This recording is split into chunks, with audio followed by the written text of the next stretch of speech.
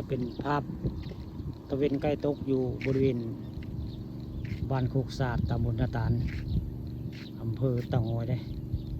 ตอนแรงตอนค่ำวันนี้เอาภาพตะเวนใกล้สิตกอยู่บริเวณเส้นทางพาเด่นเต่างอยล่ะนี่ตอนแรงตอนค่ำวันนี้เอาภาพตะเวนกลางสิตกเลยอยู่บริเวณบ้านคำค่าโคกสะอาดบรรยากาศก็แห้งแล้งพี่น้องนี่แห้งแล้งแล้วผมก็กี่ไทยกับข้าวผมพูดได้มันแห้งมาแล้งมันแห้งมาแล้งได้ปีนี้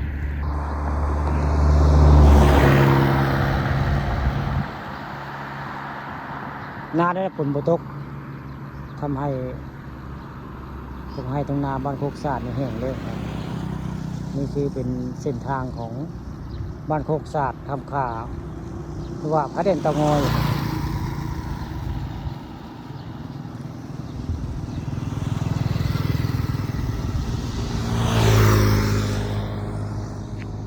วันนี้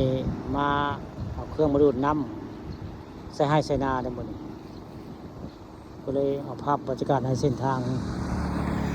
พระเด่นเต่างอยอยู่บ้านโคกศาสตร์ทำข่า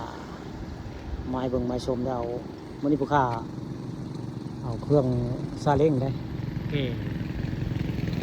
คือนำ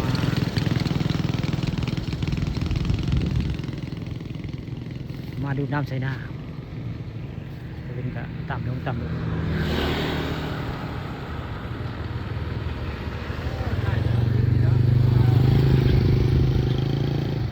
โอเคบ้านอาตาลเพิ่งกระมือได้เพิ่งมาตะคายอาจจะขี้มาจริงเก็บบ้านอาตาลเลยเพิ่งไปกระมือได้คนอื่นทักทาย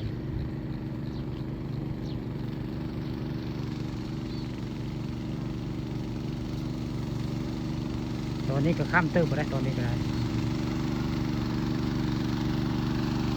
เครื่องมันยังไวดับจากแต่มันค่ำซะก่อนเนาะมันได้เพราะเวลาก็จะบังคับจะเอาเครื่องขึ้นก็จะเป็นต้องดินพี่น้องก็จะเอาเครื่องขึ้นเลยนู่นน้ำพอบ่ให้ไม่ยำปุ่งนะ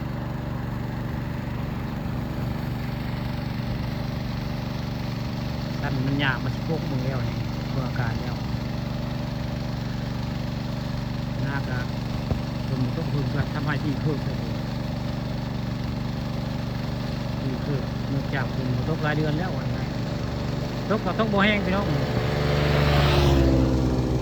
ตกกับบ่แห้งนะ